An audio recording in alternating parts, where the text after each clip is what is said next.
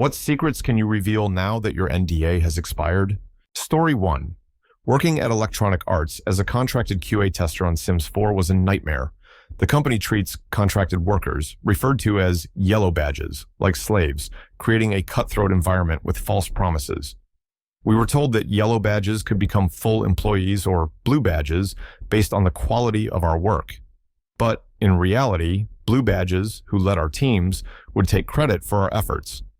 I earned $8.50 an hour and worked from Monday to Saturday, while team leads worked fewer days, made double our pay, and received health benefits, retirement plans, and PTO. Time and again, I was instructed not to submit certain reports, only to see the same issues reported by my team lead, claiming credit. The whole system was BS. I eventually got fired over a fabricated harassment claim. A girl who sat next to me claimed I creeped her out, even though our interactions were limited to greetings. Shortly after my departure, she was promoted to team lead. This experience highlighted how competitive environments can either motivate great work or foster toxic behavior. It's a careful balance, and unfortunately, EA was firmly in the latter category. Story 2. As a manager in the auto industry for a respected and highly ranked luxury brand, I witnessed firsthand the lengths to which corporate would go to manipulate customer reviews. Our training from corporate included tactics to solicit positive reviews and, more importantly, to dissuade negative ones. These methods were not just immoral, but borderline illegal. One tactic stood out: meeting with disgruntled customers personally, accepting all the blame for any real or imagined shortcomings, and convincing them that a negative review would only harm the low-level employee who had been assisting them. I would then offer some freebies and leave, allowing the other employee to apologize. 99% of the time, the customer would side with the employee and leave a positive review. On the rare occasion that they called corporate to complain about me, it did nothing. Corporate welcomed those negative phone calls as long as the online review was positive. Additionally, we would invite customers in for free services like oil changes or tire rotations, and quietly replace parts suspected of causing auto acceleration faults. This was an attempt to fix as many cars as possible and avoid a recall and bad publicity. While one issue did make big news, the SUVs with a known defective engine that failed just outside of warranty did not. Seeing people rave about their amazing cars based on skewed reviews still makes me cringe. Story 3. Heartland Dental operates offices with different names like Montvale Dental or the Dental Group to avoid company-wide scandal repercussions. They employed dentists, fresh out of dental school, or those with bad reputations, relocating them to various offices. These dentists work on commission and bonuses, with monthly targets to hit. Crowns are the biggest moneymaker because insurance pays the most for them. Often, we didn't see enough patients who needed crowns, so doctors would upsell unnecessary crowns instead of fillings, or claim existing crowns had decay underneath and needed replacement. I've heard corporate representatives urging our doctors to do this. It's one of the worst companies I've ever worked for. Convincing patients to spend more money than necessary just to hit monthly targets is disheartening. If I found out my dentist worked on commission, I'd never go there again. No medical worker should be on a numbers-based pay system. It's bad for everyone involved.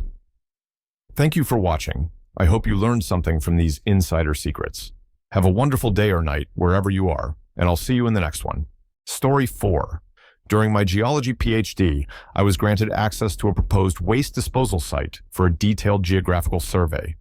The initial survey had identified a peculiar anomaly, a deep linear feature trending to the south-southwest, which resembled a buried river valley.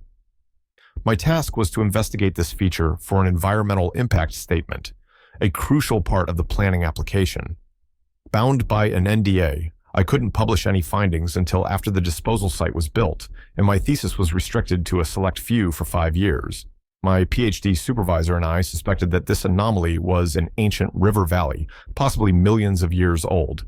This discovery was vital because building a waste disposal site over or near a critical subsurface feature like this could lead to severe environmental consequences, including groundwater contamination. In 2003, we drilled into the center of the anomaly.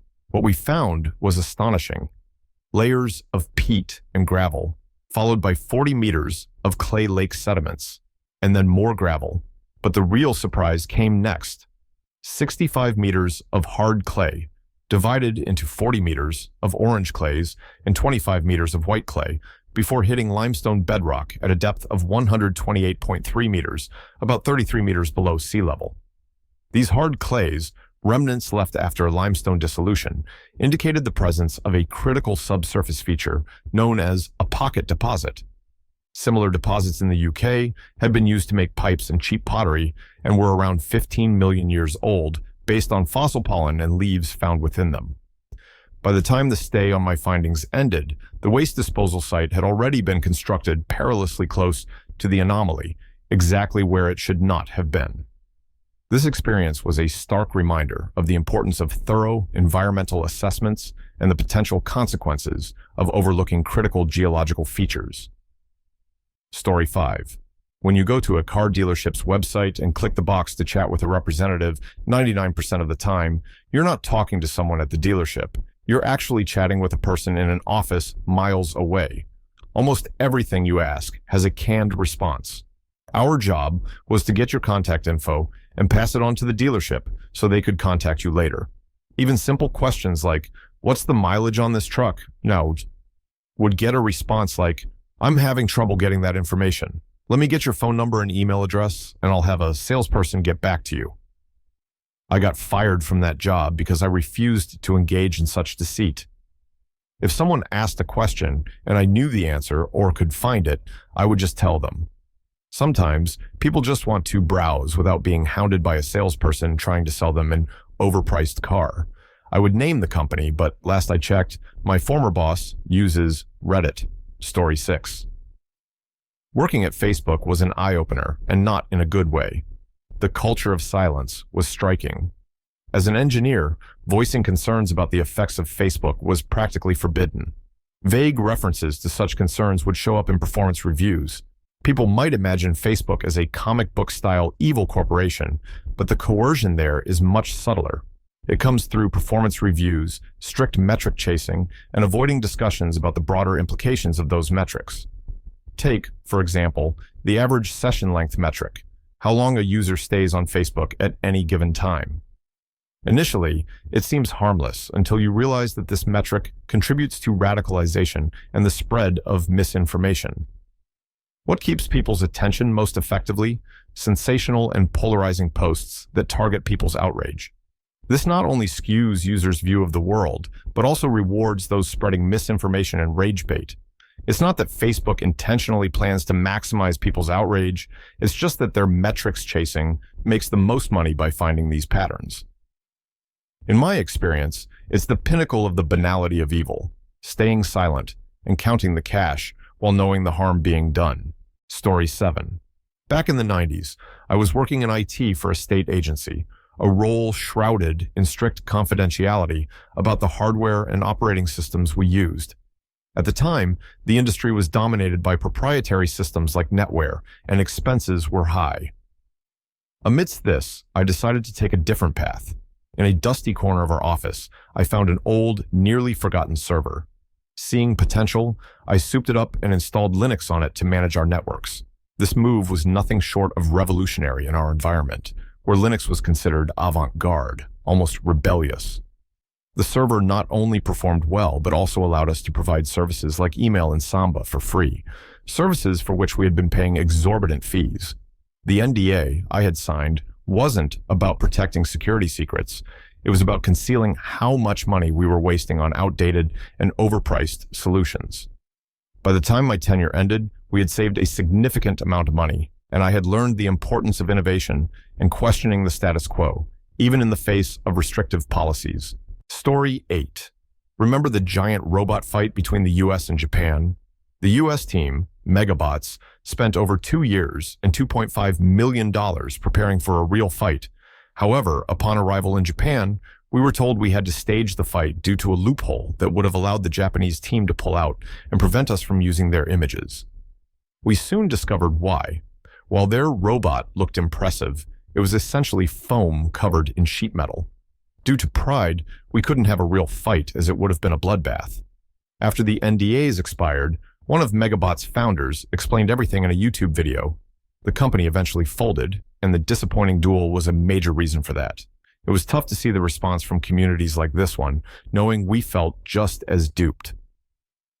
Despite the setback, we did manage to have a real fight between our two robots, which was pretty badass before it all came crashing down. Story 9. In the early 2010s, I worked in advertising, where we developed technology focused on hyperlocalization. We had access to numerous devices due to our mobile apps for big-name companies and our SDKs in millions of devices through other apps. We tested this technology in Las Vegas on the Strip, communicating with devices without users or app developers knowing. Our goal was to localize customers to specific parts of an aisle, like sending a notification about a cereal sale when a user was in the cereal aisle at Ralph's. This level of intrusion seems creepy now, as people are more aware of being monitored. However, to us or any advertiser, users are just numbers. No one is interested in your personal secrets. It's all about targeting you effectively. I left the company for a better opportunity before this tech went much further, but they are still in business and have expanded. Personally, I'd be freaked out if my phone knew exactly where I was all the time, even though that's often the case. Story 10. Home Depot's cabinet makeover program is overpriced, and chances are you'll be out of contract when you need something fixed. I had an 80-year-old customer who was without a countertop for 5 weeks after getting it replaced. The service team suggested he rig up some plywood to use in the meantime. Another customer received the wrong top, but my sales manager didn't care. As a sales rep, you get a company car to drive 2 hours to your 8 a.m. appointment, and an iPad to type up corporate reports and answer angry emails and calls from customers after you get home at 10 p.m. It's a rough job, and the company's disregard for customer service and employee well-being is disheartening. Story 11. I worked at a pharmacy that seemed ordinary on the surface, but behind the scenes, a disturbing scheme was unfolding. When a pharmacy's stock of medication expires, it can't simply be discarded. Instead, pharmaceutical waste disposal companies are hired to take it away and dispose of it properly. However, the pharmacy I worked for was buying expired medications and supplies under the table from one of these disposal companies and reselling them at full price. This wasn't a straightforward business. The company operated under a constantly changing chain of mail-order pharmacies. Whenever insurance companies received enough complaints about one pharmacy, they would deny coverage, forcing patients to be shuffled to another pharmacy within the chain. Meanwhile, the impacted pharmacy would quietly close and reopen under a new name. It was a revolving door of deceit. Eventually, the good news arrived. The pharmacy was busted. The entire operation folded quickly under the weight of having to function like an honest pharmacy. The company in question no longer exists, but the memory of those unethical practices still lingers. Story 12. Back in 2007, I worked with the 5th Bomb Wing and the 91st Space Wing. Although I was in the W-78 program and not directly involved with the 5th Bomb Wing at the time, I recall the chain of events vividly. 6 nuclear weapons were temporarily lost, a monumental screw-up that could have been prevented at several points, but was instead marked by laziness and oversight.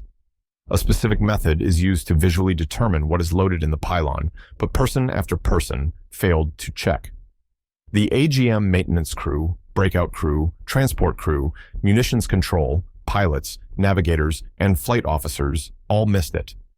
This chain of custody failure was so severe that we lost our certification status. The entire wing had to be temporarily replaced by 2 W-2S from Barksdale to do our jobs. What happened afterward is still classified, but this incident was a very bad moment that could have been interpreted as an act of war under different circumstances. It was horrifying to think about. 6 nuclear weapons unsecured, and at any point, one could have gone off and leveled a huge area. Story 13. I worked at a company in downtown Chicago last year, and it was one of the most morally distressing experiences of my life. The place was teeming with young agents, all engaged in deceiving elderly individuals under the guise of upgrading their Medicare insurance plans. In reality, they were stripping these vulnerable people of their existing plans, leaving them without necessary coverage. I remember the office environment vividly, a modern, bustling space filled with enthusiastic yet misguided young professionals. They were adept at using persuasive tactics to manipulate the elderly, many of whom had Alzheimer's disease. Their power of attorney representatives frequently called in, desperate and outraged, saying we had taken their parents or grandparents off their plans. It was heartbreaking to hear their stories, knowing that these individuals wouldn't be able to re-enroll in their old plans for an entire year. The guilt was overwhelming. I tried my best to operate with integrity within a corrupt system, but the job itself was fundamentally flawed. One incident haunts me to this day. I had just moved an elderly man off his existing plan, intending to enroll him in a new one the following month. He didn't have his medication list with him at the time, so he promised to email it to me. When the list finally arrived, it included over 20 medications. I quickly realized that one of his essential drugs, previously covered for just $20, would skyrocket to thousands of dollars under the new plan. Panicked, I called him back and spent 2 hours meticulously undoing everything we had signed him up for. The thought of what could have happened if he hadn't sent me that list still chills me. This experience taught me a critical lesson. Never let your elderly loved ones engage in Medicare calls without guidance. The industry is rife with deceit, and many Medicare advisors are young individuals willing to do anything to meet their targets. Reflecting on it now, I can only hope that by sharing this, others can avoid the pain and confusion we inflicted on so many. Story 14. Working in the Chase Bank mortgage division revealed an astonishing level of outdated technology and manipulative practices. The division uses a DOS-based system that it purchased for hundreds of millions of dollars from Quicken Rocket Mortgage, technology that is about 20 years old. Despite being a major financial institution, Chase purposefully handicaps its salespeople, who work on commission, to avoid paying out larger commissions. When salespeople perform exceptionally well, they are often pulled into receiving worse leads or put on special assignments that limit their productivity. In the worst-case scenarios, if a salesperson finds a way to break the system and earn more than Chase is willing to pay out, the company will dig through their chats or personal files to find reasons to terminate them. Chase also manipulates internal promotions to inflate the number of higher-level positions held by minorities. While this sounds commendable, the positions are often low-level management roles planned for elimination in the near future. Additionally, Chase gives blatant preferential treatment to employees with children to avoid lawsuits. They lost a significant lawsuit a few years back over fathers receiving equal maternity leave time, and ever since, employees with children have received special treatment to preempt any further legal issues. Story 15.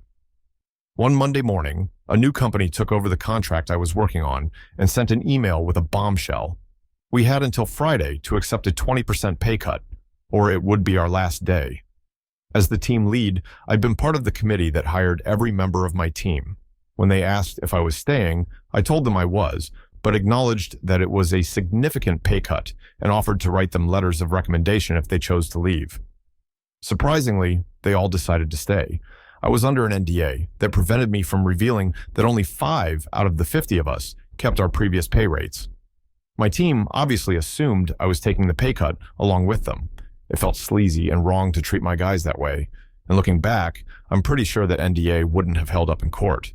But at the time, I felt trapped by it and by the unfair situation. Story 16. Working for a printing company exposed me to some incredible secrets. One of my most memorable tasks was boxing up the first batch of Nokia Lumia smartphones. They arrived in a blacked-out van, escorted by a convoy, and all our work was supervised by armed guards. Another intense job was sending out letters to BP stockholders following the Gulf of Mexico oil spill. The pages were printed using a method that left the rest of the toner semi-bonded, turning the page completely black and unreadable without special handling. In 2010, I saw the specs and diagrams for the 2014 Land Rover Discovery and Range Rover Sport, including detailed engine breakdowns. I still have the book and several 4GB USB sticks that came with them. I also worked on a limited set of prints for an art gallery, which included a striking image of a woman lying naked with what looked like bologna and a raw egg on her. These sets sold for around 10,000 pounds each, although only about 100 were released from the 3,000 printed. Working in a printing company gave me a unique perspective on how much information they handle before it goes public. Signing NDAs was a regular part of the job, as we often dealt with confidential projects. It was an eye-opening experience to see the behind-the-scenes of major product launches and high-profile events.